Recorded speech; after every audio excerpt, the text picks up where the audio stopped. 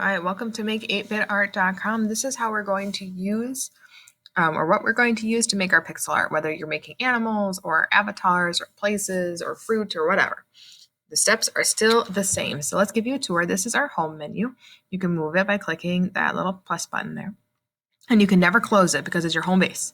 You're probably going to want to open the color menu and your instrument menu because you're going to need those two things to create today. And move them out of your way. To give you a quick idea of what you have two instruments. You have the pencil tool, which draws individual dots. And then we also have the bucket tool, which fills in the whole space. It's going to fill any whole enclosed space. Now, when you're considering size, I never want you to go lower than 15 on your brush size. You can see these squares here are how big each pixel is. You could go bigger if you want it to be chunky, like 40. I wouldn't go too much bigger because when you get to this size, like 60s, it doesn't leave you a lot of room for variety. So anywhere between 15 and 60 is generally pretty good. I'm going to go with maybe 20. 20 looks pretty good. That's got lots of room for detail, but it's not too much. I'm going to use my instrument here. You also have a color palette. There are some main colors here. There's also a lot of colors to pick down here. So I'm going to make a quick watermelon. And I'm going to start by drawing just kind of its basic shape. So I could draw it and count it out if I want, or I could just kind of use the basic shape here. And it's okay, it's a little uneven.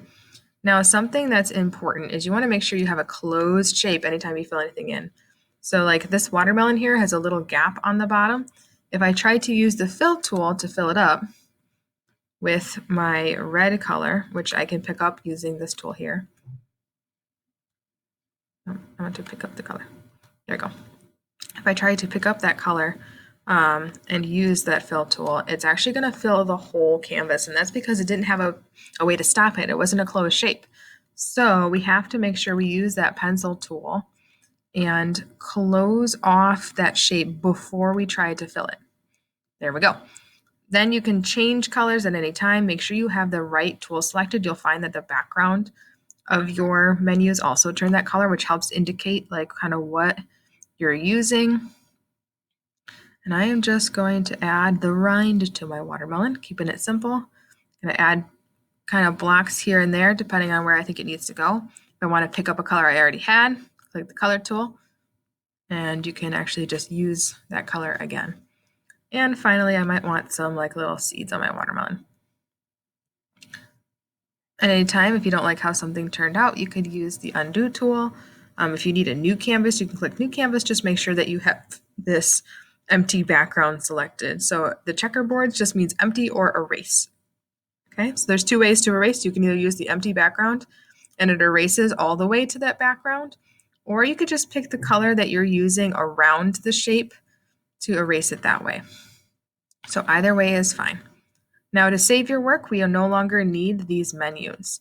We need to save it in one of two ways. The way I like to do it is I like to use the import export art menu, and I like to save to PNG, which means that this checker background is actually see-through. So it kind of creates your art into a sticker. And I'm going to select selection. You'll see the menu expands, and it's going to tell you to click and drag. So I'm going to click and drag. It darkens anything that's not included.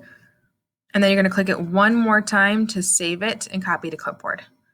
And that's all you need to do. So whatever you're making, follow those steps, use the tools, use the undo button before you delete your things, and work pretty slowly, because sometimes I think when you rush, you might find that the fill bucket does something strange and you didn't mean to. Simply use that undo button and have fun creating.